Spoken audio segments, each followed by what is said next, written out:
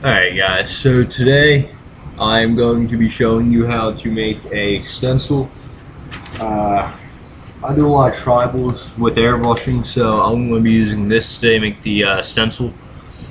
Let's get into it. So first what you're going to want to do is you're going to want a pen that has ink in it. And for something like this, because it's big, you're going to want a lot of ink. You're just going to start tracing the black on this particular one. If you're doing one that has different stuff on it, like different colors and different areas where you want to have colored in, then you will color there. So you're just going to want to go all the way around.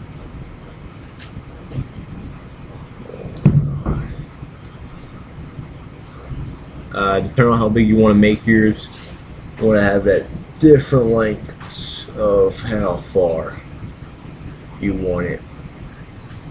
It doesn't have to be perfect, but get it as perfect as you can.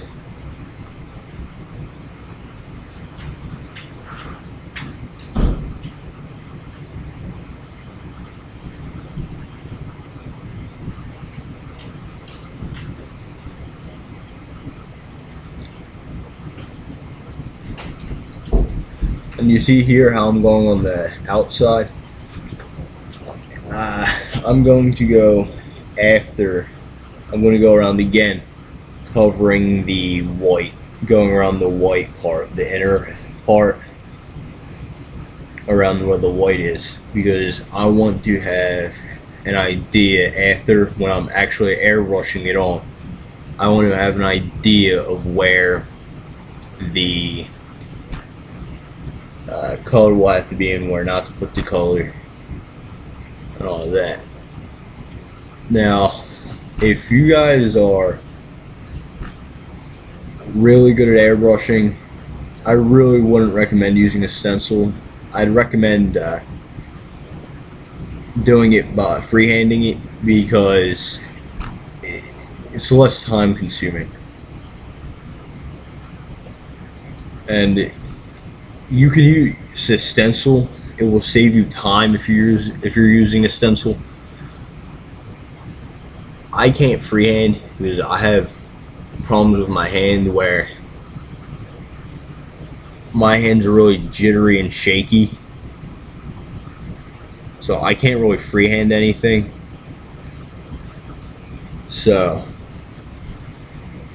I use stencils as much as I can. After you see how there's right around this one, I'll probably go and add that in after freehanded, because the stencil's going to be blocking the way. Okay, so I don't know if you can see it, but around it there's black, and now you gotta go back on the inside and do that.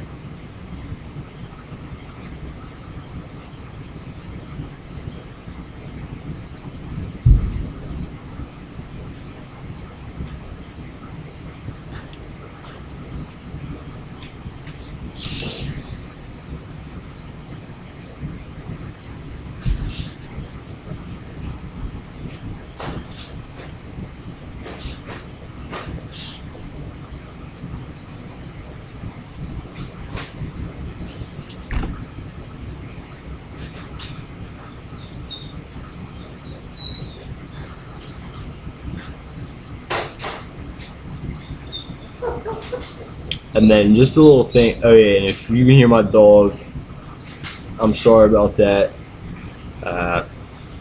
It's a hit or miss type thing with her, and I think I'm having a hit right now. But it could all change. And there goes one of my airbrushes. Well, it's okay, it didn't fall on the ground. It's going to go all the way around through the inside. Now, as I said, stencils are time consuming, and quite frankly, this is a complex design that I chose, and I found it on Bing. I just looked up tribals. I like them. Some people don't like tribals, but I do. I'm just gonna get there. Yeah, got there. And then let's do that.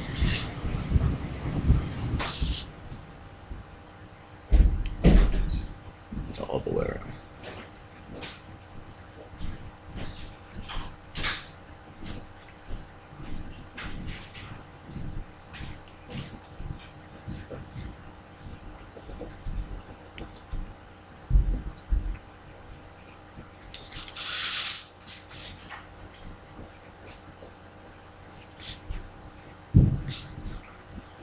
And then if you're good at drawing and you want to make them on a smaller scale, start drawing something on a smaller scale and make sure you like it, you can actually get that enlarged.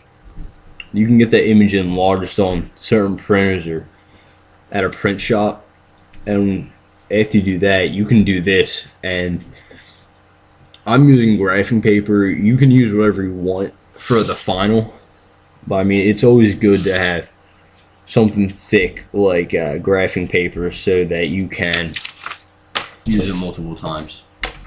So now you can see that I have all of the pen done. What we're going to do is we're going to flip it around now, and then just get a pencil. It doesn't have to be sharp, but it has to be one of these pencils, a yellow pencil, a black pencil, whatever. It can't be a mechanical pencil.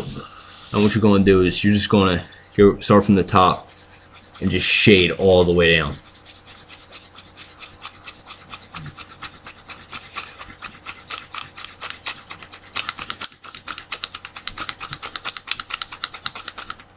Yeah, this wrong. That's working. All right.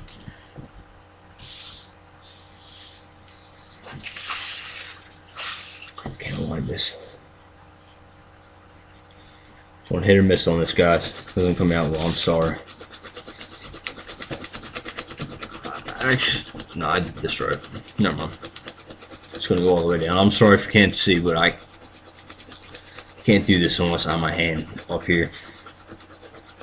Because you gotta hold the paper down. If you don't, then it's not gonna come out right. And then it is always good to keep the before, if you really like the way it looks like this one, because then you can always just transfer the colors from the airbrushing.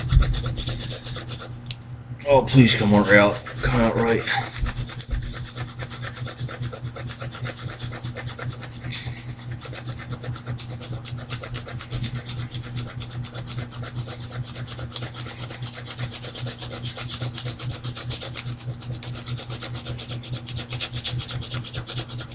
Then I have, and I'm going to show you guys, I'm going to give you guys a tip on stenciling as soon as I finish this one. So, actually I'll start now because I don't have to show you, but I will show you at the end, towards the end of the video. So with regard to airbrushing, like with this one, you want to look at my really good. So now I don't know if you can see it or not, but because it's really light. I'm sorry about that, but you have all what you need to be done. That's all done. Now what you need to grab is an X-Acto knife or any kind of really sharp knife. I prefer X-Acto for it. And then you're just going to go from the white. I'm just going to go and just retrace it again, except this time you're doing it with your knife. So this is where if you mess up, it could mess up the whole stencil, because then it's going to be all uneven and all that. That's why you want a really sharp knife to do this. I'm just gonna, and then this is going to end soon. So I made this too. It's 2 dyes. Like unlike the one that I'm showing you guys how to do, with these you just want the outline. You want the outline of the dice, and then you want something surrounding it, and then get that outline and make the color. It's a little tip for you guys. Now back to this one. I'm sorry about that. A little bit sidetracked there.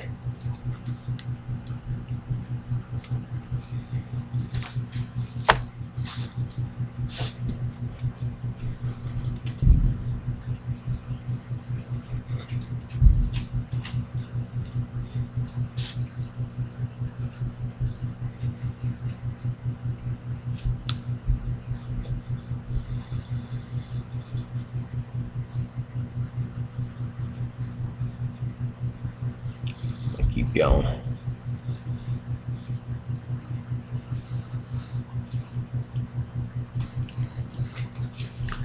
Then I'm sorry about if it's not looking too good. I only have 5 minutes left, and I'm trying to rush this so that you guys can see the finished product. Might have to put it into 2 videos. I'll just post them the same day. And this is what I was talking about, that if you mess up, it can mess up the whole stencil, but depending on how far you get it off, it can usually be fixed, but rather get it done the first time right than mess up and have to do it a second time, or have to fix it.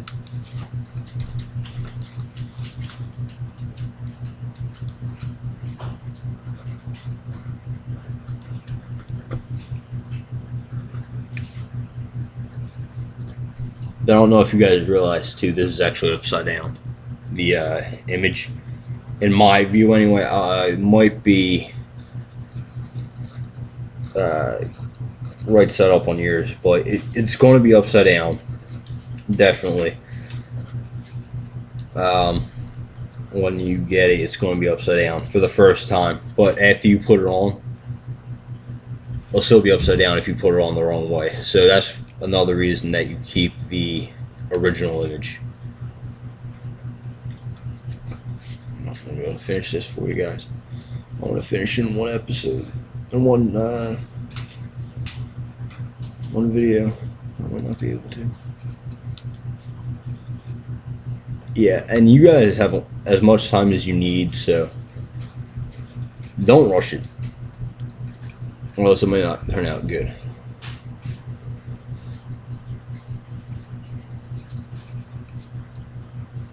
You know, like this one doesn't turn out too good. That's the rushing. That's me trying to rush through it. Let's come back around. Never get rid of the image until you're done. I have images of stencils that I don't really use that much anymore, but I still have the images in case I go back to using that stencil. Like, I'll show you in a second.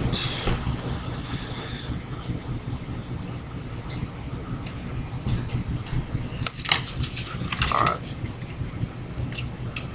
And all you gotta do now is pull it out, but you gotta be careful not to rip anything. It's those corners that are going to stick on you most of the time.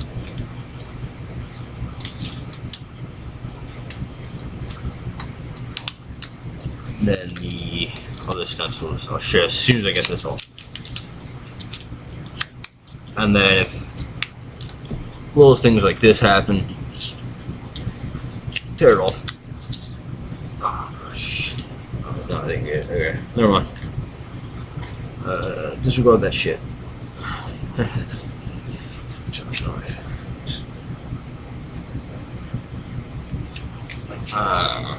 My box go. Here. But if you ever keep them too, in case you ever want to make another stencil. Like I did this one, and then I still do this one, but just in case. And then you see you got the shading on the back,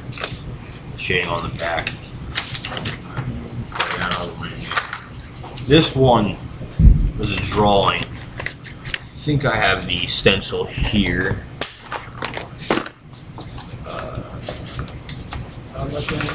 Yes, I do. And this is the stencil. I just had it on large because I drew it. I was able to do it. Alright, guys. Talk to you later. I'm going to do this in my next video, which I'm going to try to post up today. So